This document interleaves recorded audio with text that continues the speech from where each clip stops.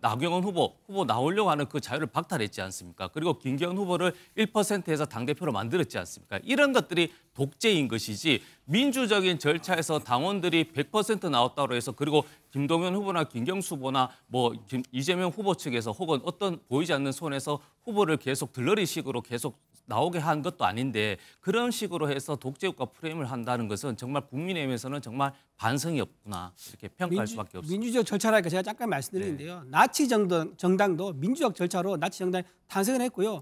북한도 민주적 절차로 김일성 3대 일가가 계속 정권을 유지하고 있습니다. 중국도 공산당 민주적인 절차를 거쳐서 시진핑도 정권을 연장했습니다. 민주적 절차라는 형식이 중요한 거 아니고요. 네, 두 분의 말씀 조금 과한 면도 좀 있었던 것 같습니다.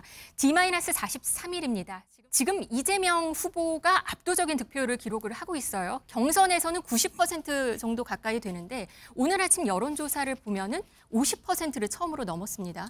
그렇죠. 그게 이제 지금 이제 그 민심이고 곧 이제 그 당심이다 그렇게 판단하는 것 같습니다. 그러니까 이재명 후보로 해서 이제 그 도구, 즉 이제 진짜 대한민국을 위해서 정말 조기 대선이 이루어지는 이 시기에 정말 대통령다운 대통령을 한번 잘 뽑아보자. 왜냐하면 윤석열 정부에서 경제 망쳤죠, 외교 망쳤죠. 모든 것들이 다 엉망이 되다 보니까 이제 정상화, 비정상의 정상화를 위해서는 이재명 후보가 압도적인 힘을 실어주고 거기다 일을 잘하다, 신뢰, 그걸 주는 것이지. 그리고 또 후에 또 이재명 후보가 경선 기간 혹은 또 대통령 이후에서도 또 잘못하게 되면 또 국민의 그리고 민심 그리고 당원의 당심이 꾸짖겠죠, 당연히. 네, 그렇다 보니까 이재명 사실은 1인 정당 비판도 있습니다. 다른 후보를 지지하는 민주당원은 이건 조연도 아닌 엑스트라 수준이다. 이렇게까지도 말을 하거든요. 또 권영세 비대위원장은 독재 국가가 아니냐 이렇게도 말을 했습니다.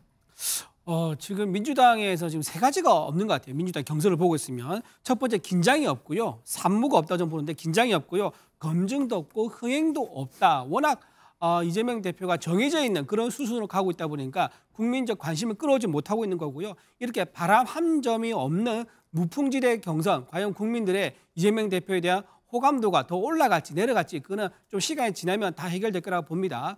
저는 다만 여기서 이제 김경수 후보랑 지금 김동연 후보 이 두 분 다 좀 의미 있는 지지율이 나와야 되는데 왜냐하면 이분들 결국은 당권에 대한 도전 또는 내년 지방선거에 대한 어떤 그 정치적 자산이 이번 경선에서 결정될 거란 말이에요. 근데 이렇게 한자를 수에서 물러나게 되면 아마 이재명 대표가 비운 민주당의 당권을 정청래 의원이라든가 최민희 의원, 김민석 의원 이런 강성 이재명 측근들이 차지하게 되면서 아마도 의회 이제 권력과 그다음에 이제 이재명 대표가 대통령 당선된다 그러면 행정부의 권력이 너무나 막강해지는 그런 상황이 올 수 있기 때문에 그렇다 그러면 아마 친문 세력이 완전히 사라져버리는 그런 상황이 될 수도 있을 겁니다. 그러면 오히려 견제 심리가 더 작동하면서 다음 선거에서는 더 반발 심리로 국민의힘이 훨씬 더 유리해지겠죠.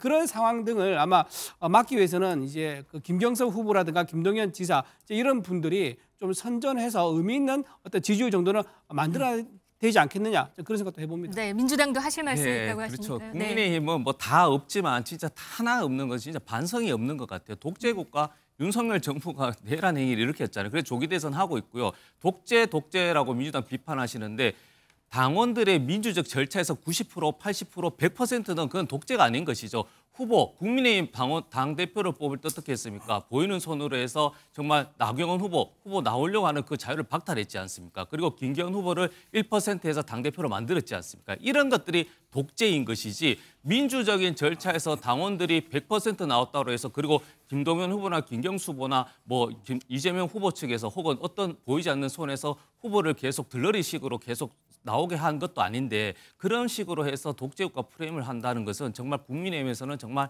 반성이 없구나 이렇게 평가할 수밖에 없습니다. 민주적 절차라니까 제가 잠깐 말씀드리는데요. 나치 정당도 민주적 절차로 나치 정당이 탄생을 했고요. 북한도 민주적 절차로 김일성 3대 일가가 계속 정권을 유지하고 있습니다. 중국도 공산당 민주적인 절차를 거쳐서 시진핑도 정권을 연장했습니다. 민주적 절차라는 형식이 중요한 거 아니고요. 민주적 절차가 공정하게 운영되고 있느냐 이게 중요한 거지 공정하지 않게 민주적 절차를 만들었는데 이게 무슨 의미가 있겠습니까? 그러니까 공정하게 형식적으로 내용적으로 절차적으로 하고 있지 않습니까? 그게 아니라 지금 그럼 나치를 정당화시킨다는 얘기입니까? 북한 정권도 정당합니까? 그러니까 국민의힘은 그렇게 하시지만 민주당은 정식적으로, 형식적으로, 내용적으로 절차대로 한다는 말씀을 드린 것이죠. 네. 국민들이 판단하실 거라 봅니다. 네, 두 분의 말씀 조금 과한 면도 좀 있었던 것 같습니다. D-43일입니다. 지금까지 정치 소식 얘기 들어봤습니다.